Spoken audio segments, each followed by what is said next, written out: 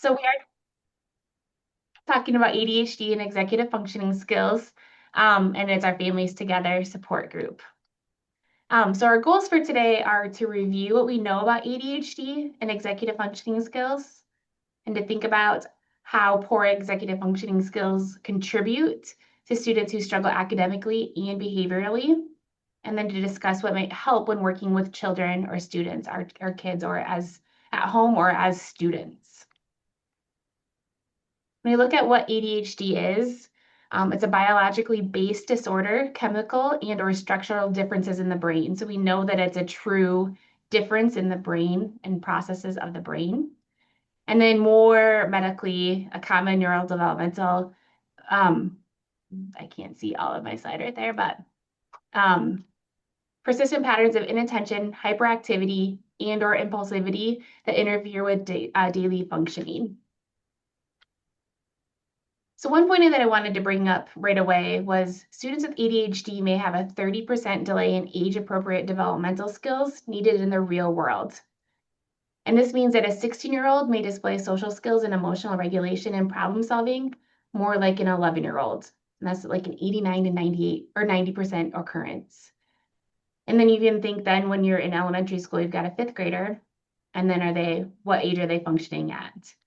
And really determining that when you're working with your kid or when you're talking to school or working with the school, where are they functioning, and trying to resolve that with a teacher or the school.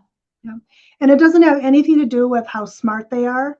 It Mhm. truly is in those social and emotional regulation. And when we share this with families, so many families will say, oh my gosh, that explains a lot. They just have that immaturity. And that's why, even though they're 11, you're finding maybe if you have other kids who are older, you're like, they're just not as independent at age 11. They're not, they're still having some emotional outbursts like a younger child. Because, an 11-year-old, you take 30% of that, you're looking at taking about 3.5 years off, right, for social. So they're going to respond in those social and emotional moments and problem solving like a younger child and need more supervision than a younger child does. And because it doesn't really mean that's where they're functioning cognitively, a lot of people miss that about kids with ADHD, but it really is pretty prevalent with kids with ADHD.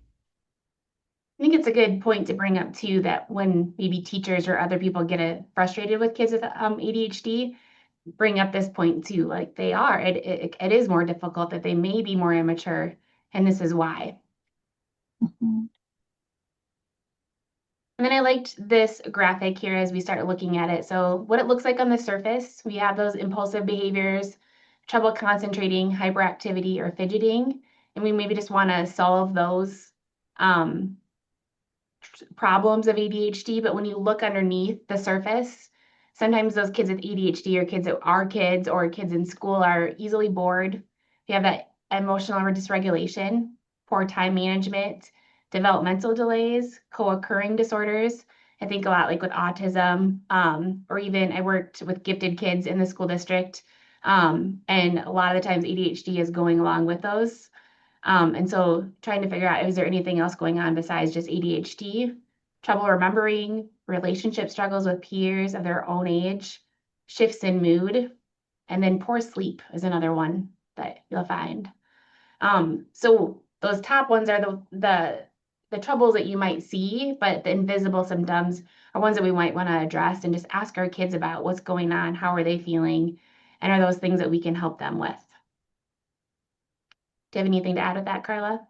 Well, just that we oftentimes look at the big picture and say, well, they can't, well, but why can't they? And I'll use sleep as a good example. The research is showing that a lot of kids with ADHD struggle with sleep.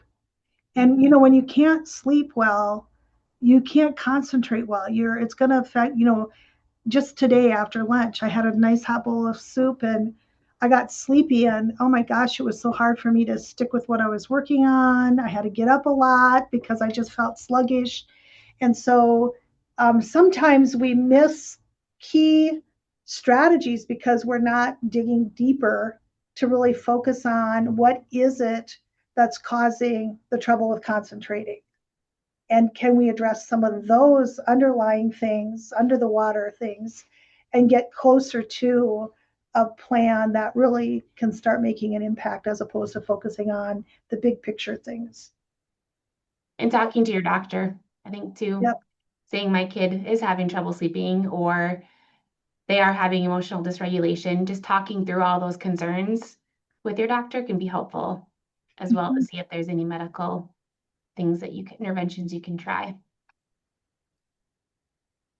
This is a good graphic too. For students with ADHD, typically have poorly developed executive functioning skills. And then the question is, what are executive functioning skills? These are the thinking skills we use to handle the many tasks and challenges we face every day, and the skills we use to get things done. And then I have I enjoyed this little video, and she has a lot of different videos on YouTube, and I kind of went down a rabbit hole looking at them. So she's fun to look at on YouTube, but just different tips and tricks on working with kids and helping them build strong skills for school. So it's about a 3-minute video here. I'll share it with you.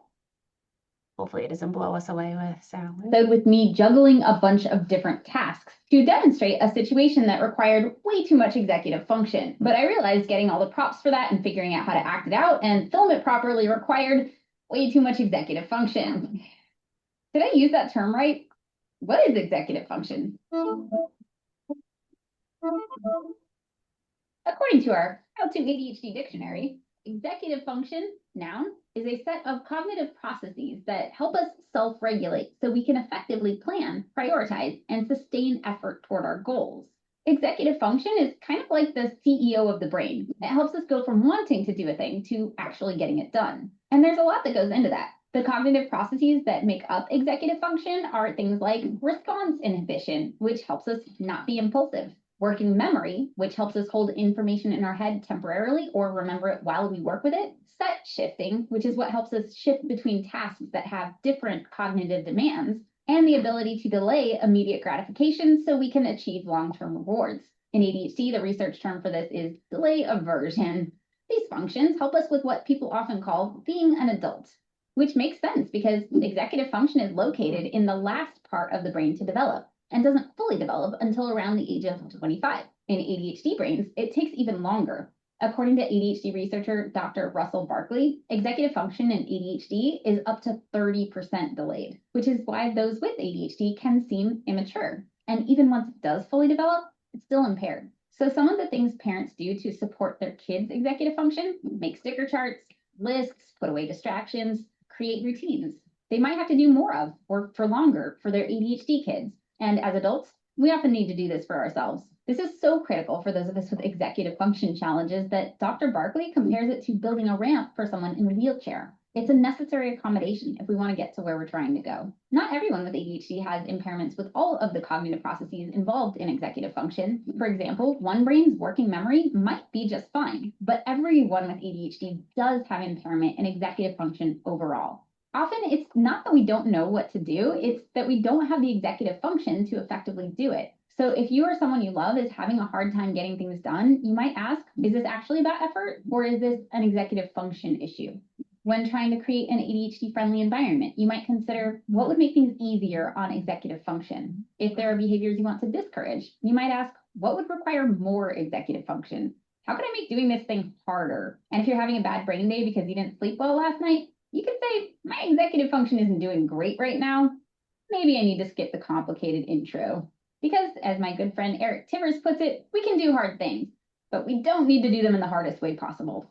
You can check out some of our videos on ways to support executive function here, and we're going to be going deeper into different executive functions in future videos. Thank you to my brain advocates. She has a ton of cool videos that are short and good, and you can she has different graphic organizers, different things for you to do at home to organize your life or your child's life. She just had really good ideas and broke it down. So if you write down, it's how to ADHD, and then YouTube came up. And one of the ones I wrote, like top 5 ADHD strategies. And I felt like I watched a couple yesterday. I felt like I was learning a lot from her, and I'd even done research before. So she's really was fun to research. So I strongly recommend looking her up some more. So, while she's pulling up her video again, or her PowerPoint, she mentioned Russell Barkley. He's actually retired now, but a lot of his presentations on ADHD and executive functioning are also on YouTube. And so if you go to YouTube and search him, he has different segments where he'll explain like that whole 30% delay. He explains that really well on there, and how that affects individuals with ADHD. So if you're looking for information, he also has books out there for parents on understanding ADHD and on managing executive functions. So he's a good resource if you're looking for a resource on ADHD. also in that video, how she said that we might have to help our kids longer, because I have kids who are in late middle school to high school and sometimes get frustrated that I'm still helping them organize or um, figure out some of these tasks. And it's normal when you have ADHD to help them organize and work through these tasks. And it isn't being lazy, even though you're 14 and a freshman. So just reassuring to know that I'm just need to keep supporting these skills so that eventually we hope they'll be on their own and independent. Oh, well, there we go. There we go. Okay. This is another good visual of executive functioning skills, and she touched on these, but these are the ones that can be broken or not working.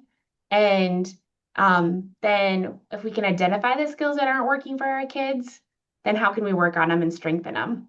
So when you look at like planning, self-control, task initiation, time management, working memory, flexibility, and or attention, perseverance, if attention isn't working or having trouble having a sustained attention for a long period of time, what can I do to build the ability to focus, and how can I make it for longer periods of time? And I think I have. Oh, go ahead. I'll just comment on the metacognition because not everybody always kind of knows what that means. And that's that's having an accurate kind of sense of yourself. So like for my son who has ADHD, I have to remind him, and he's an adult now, but I still sometimes have to say, you know what, read the room, right? He will think he's being funny and nobody's really laughing, and he doesn't pick up on that sometimes. He's not aware that he's not being funny or that his teasing has gone on long enough now, right? And he just thinks he's having fun, and he's not recognizing that the other people that he's teasing are maybe getting annoyed with him. So sometimes we have to say, kind of read the room. And kids with, that's when, like at school, kids will get in trouble because, a teacher's, well, what do you think you're doing? Well, they don't really know because they're not really thinking with their metacognitive brain, right? They're not aware that, oh shoot, I've been off task for the last, 4 or 5 minutes. And the teacher says, where should you be? What should you be doing? Oh, I'm not aware of it. Or I'm at home, you send them to their room to clean their room, and you come back in and they're doing all kinds of things and they're not doing the thing that you asked them to do. Some of that is on, being able to task initiate and organize themselves. But some of it is they just lose track of where they're at, and they don't have an awareness that, like, I know when I'm off task and I can get myself back on task because my metacognitive skills kick in to say you're not doing what you said you were going to do, you're not finishing, you're leaving things undone. But kids with ADHD, that's a hard area for them to develop, and so it affects them in a lot of ways. And when we look at these, oh, go ahead. Does someone have something to say? When we look at these skills, we sometimes talk about what are the skills that our kids are lacking in. And with older kids, we can talk about these skills with them. Like I noticed that you're struggling with task initiation, or even asking them, can you name any of these skills that you think you might need help with? And just getting a collaborative effort and asking them, and then coming up with a plan together to maybe make it better for them. Like, do they need a timer? Do they need a to-do list for the task initiation? For time management, the timer? Do they need me to help model flexibility? or that read the room, cognition. Like those are skills that we can teach. And if we can identify that they're lacking in them, those are skills that we want to actively teach and seek out with our kids at home and at school. And then, can executive functioning skills improve? And yes, they can. With purposeful modeling and support, we absolutely can help improve our executive functioning skills, even though we know it might take a little bit longer for our kids with ADHD. But just good examples of modeling the skill. Use the gradual release model. I do, we do, you do. This can be at home or at school. And sometimes it might be even helpful to walk through that with your kid, just that first you're going to watch your teacher do it, then you do it together, and then you'll do it independently, just so that they know that's maybe how they'll learn best. Providing external supports with visual schedules, checklists, graphic organizers, timers, planners, first then boards. That's what I used a lot when I worked in kindergarten, first and second grade in the classroom. If we get this done, then we can do this, and making it as visual as possible. And then step-by-step task lists and making it age appropriate. Maybe it's a task list for getting ready in the morning to go to school. For a first grader is going to look like eating breakfast, getting dressed, and then brushing your teeth, or just your 3 top most important skills for getting ready, and breaking it up into small chunks for the day. Whatever skill or whatever portion of the day that you want to work on to be independent. As a high schooler, it might be what do you need to do for homework? Writing down things for homework. Supper, or come home, you get a little bit of free time, eat supper together, and then homework and writing down a list together. And it might be every night in the beginning. But trying to break down that, what does the night look like? What does the morning look like? So that it's not just a jumble of time. But then for planning, break assignments into steps. Estimate your time needed. Again, this can look different for first grade versus middle school, high school. But create a work plan, and you can do that with a first grader. You can do that with an 8th grader. It just takes a little bit of time and habit. Organization, weekly binder clean out or weekly backpack clean out. Helping your kid color code materials so that they know what their science, math, reading, social studies folders are. And just almost every night, like, remember the green is your science folder. Remember green is your science notebook. And going through it every single night. I did this with my 6th grader last year as he was getting used to middle school. I had him get out his binder every night, and we went through it. And it felt like it was torture for me because I understood it, but he had no clue, even in May, as a 6th grader. So just that repetitive organization for our kids. Task initiation, a 2-minute start rule. That's when a timer would come in handy. And then just breaking that task down and, like, with a first step, how are we going to get this started? What does that look like? And just continually modeling that for your child in an age appropriate way. For working memory, repeat instructions and chunk directions, especially for those younger kids, but not to get frustrated with our older kids too. And then cognitive flexibility, solve problems using multiple strategies. And this is one that, as a teacher and parent, it can take a lot of time and work, but just walking through different scenarios and problems and solving them in different ways and modeling. And for all kids, these have to be individualized. So I'll give you an example. So my son, because now Katie and I are teachers, right? So I have created every organizational system known to God, and I have used them with kids in the classroom. So when my own son was being disorganized, boy, I brought those home, and we were going to do the color-coded, we had a red book cover on the book. And now my kid is older, so we weren't using computers as much. And we had the red notebook, and we had the red folder, right? He hated it. He hated all that, and he didn't use them. What he wanted was a 5-subject notebook. And then he would get to class, and he would open up that notebook to whatever page he came to, and he would take his notes, right? And so it didn't matter if a section was labeled science. If he didn't open it to science during science, then maybe he wrote his science notes in his math section. So one of the things we had to do was when he got home from school, he had folders and we had to go through each of his notebooks and tear out, each of the sections of the notebook and tear out the notes and put them in the right appropriate folder. So the next day he could start again with that. And that is actually, that's what he did. He knew he had to do that, right? So sometimes you have to try them out and then you have to figure out why it's not working. Because a lot of parents will say, I have tried those and they don't work. Well, then modify them, keep working on them, figure out what does work for them. Um, and then, and when they find something that works, then they, so for him, he had to be held accountable for using it, right? So as he got older, it's like if you don't use the strategies and expect that they'll use this, they won't use them, right? So it's like you can either do it your way, but then you got to do it your way, or mom gets to impose the way, right? Nope, he didn't want mom to. So then he knew that if he wanted, to have other things, fun things that he wanted to do in the evening, he better come home and organize his notebook, right? And he had to be compliant with that because he would rather not persist at that. That's one of those executive function things, right? That becomes boring. It becomes a hassle. It becomes, I don't want to have to do it, right? Well, then mom gets to pick how you do it, right?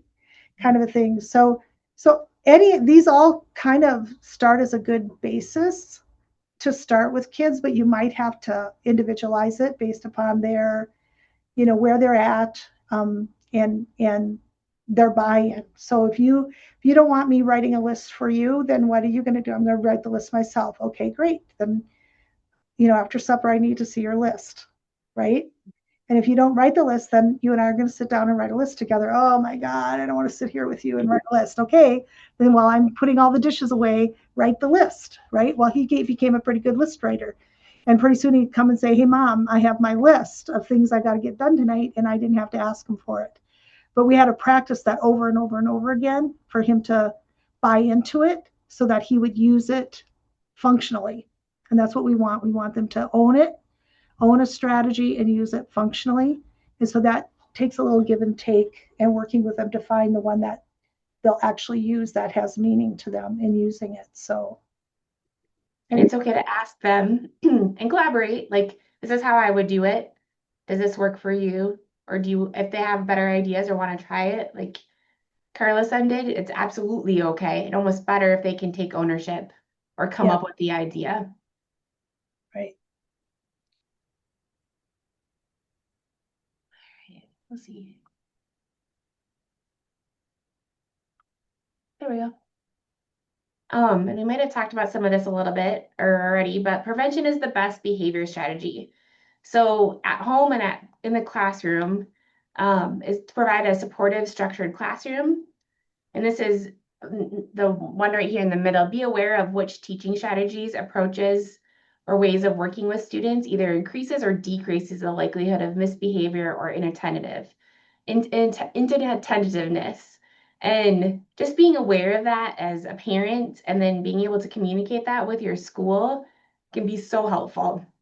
Especially if your kid's in elementary school, if you can tell your child's teacher just tidbits that work for them, that communication can be so helpful for their teacher. And I think it's even in middle school and high school sometimes to share those strategies or ask for those strategies for your child's teacher is okay.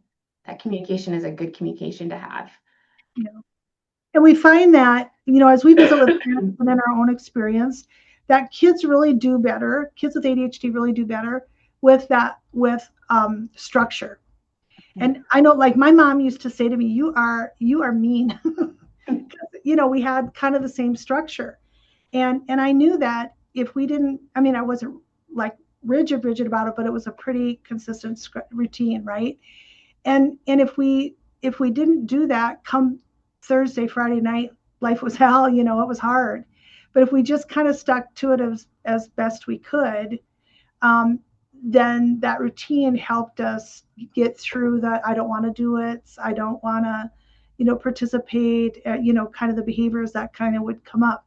And so if you think about at home, to the best of your ability, and that's going to look different in everybody's home, but how do you incorporate structure so your kids kind of know, I come home and I have to do this, and I have to do this after supper, and when that's all done, then I get my downtime. Or for some kids, I get my downtime first because school has been exhausting, but I get my downtime through supper, and when supper hits, then that's when we do whatever. And that predictability of that routine can become a tool then, right? It starts help to eliminate some of the arguing and the fighting over things that have to get done, because it becomes kind of an innate routine, right? A habit kind of thing. And so, teachers use structure and routine all the time. It's implicit in school because of the way a school day runs, but home isn't school. So it's a little harder at home to want to have that much routine in our life. But when we have kids with some exceptionalities, we sometimes have to do that. So if you're struggling at home, one place to start is to look and see, do we have routines that help us as a tool, or do we need to kind of do something to create a little bit more routine where we can, right? Knowing that it's not going to be like school to do that. So Yeah, thank you. This is just another, we've talked about a lot of them, but just strategies for supporting our executive functioning needs. Right here in the incorporate movement during instruction was a good one that I used with my younger kids. I think one question that we'll talk about later that a parent had was, what do I do when my kid is so active, or that hyperactive piece? I think it's important to talk about it with your child's teacher or at home, and how you can incorporate physical activity into your child's day. Right here too, the provide brain breaks during it and after instruction. That can be at home or during school, built-in brain breaks. Maybe if you do 15 minutes of homework, we take 10 minutes to do a fun game together, or you can have a choice time, and just setting that time so that they know that if they can work for 15 minutes straight, they get a choice time, and then they come back and do 15 more minutes of work. We'll do that in the classroom too. That's something that can be asked for or talked about. Just planned breaks to let your brain wander, have that inattentive time. I think a lot of the other stuff we've talked about. Yeah, one of the things so I like to give examples, so I'm sorry if I'm using my son a lot, but he's a really good reader and he hated to read. And the reason why he hated to read at night was because that meant he had to sit down, sit still, and sustain his attention to reading. Oh, that was just like a drag for him. So we would do things like, when he was little, I'd say, well, how many pages are you going to read? And I think he's going to say 2, and he'd say 5. And I'm like, okay, great. And I would put a marker. And then we would do shared reading. You read a page, I read a page, or you read a paragraph, I read a paragraph. But we had to read, and he would check and count how many pages we had left to get to the marker. But when the marker was where we got to the sticky note of the marker, then he got to get up and take a break. And if it was an assignment, we had to go back to it, then I would set a timer and say, okay, you can do this and take a break. And the breaks need to be things that they're not going to fight you to give up again, right? So not a video game if it's in the middle of homework time. That's maybe the big payoff at the end of all the homework is done. But maybe it's going and getting a snack, or it's roughhousing with a dog for a few minutes on the carpet, or something to wear off some energy. Set a timer, and then we had to get back to it. Well, so now how many pages are we going to read now, right? Or how many problems are we going to do on the math page? Let's put a circle by it, and when we get to that, you can take a break. And that can help kids make it through, because sometimes they look at the work and it seems like a mountain, and it's 20 minutes, but it's just a mountain to them, right? And they start fussing before they even have to get started. It can be the same thing with doing chores. It's time to go pick up your room. Oh my gosh. It's like, it's going to take me days. Well, no, because we're going to start with what? What are we going to pick up first and bring out? And if you do that, then you take a break. So using those kinds of strategies, whether it's the Google calendars, like you said, or teaching them how to make lists, or, brain breaks, movement, those kind of things, those can all help with helping kids cooperate and participate better in things you need them to do at home for you. So. Right. Um, Here's some more ideas for supporting your ADHD learner. We've talked a lot about all of them. The one thing, one of the on the bottom, graphic organizers. If you take a look at the lady that I had showed you the YouTube um, person, she had a lot of graphic organizers, whether it was like a high school planner to elementary school, writing down a couple words of things that they wanted to do for the day. um, she had a lot of really good ideas for just having kids and helping kids get organized in how their brain works. Timers, um, Yeah, and these are things that, so if your child is on a 504 plan, or you'll have exclusively accommodations at school. These are just a good list. There's no magic list. Hopefully schools aren't giving you a list and saying, here's your list, take a pick of the accommodations. Those are just conversation starters. It's just to get everybody thinking, because there are really no end list. It's whatever you guys think would be helpful for your child at school. But these are really common ones that you can use if you're working with your school and you're trying to get accommodations that maybe address some of the kind of things we've been talking about. But they can also be accommodations on the IEP if your children are on IEPs. And there's a couple, I don't know if Katie, if you have them on here, but there's a couple resources, understood.org. I Um, don't have yeah, so that's an online magazine for parents, for families with kids with ADHD. And if you look on there, you can, in their search bar, you can put like accommodations for, um, you know, anything, and it'll give you suggested accommodations at different age levels. And another one it's called attitude .org, and it's like the word attitude, but it's with ADD, ADDitude, ADDITUDE. And they give you a lot of ideas also. There it is at the bottom there on her screen, attitude. And you can search in their search bar for helpful strategies. There's things for professionals there, but there are specifically things there for families to look for resources and ideas for what you can do to help your child at home in particular areas. So I'm going to stop with the information, the PowerPoint. That's the end for there. And Carla, I think you can stop recording.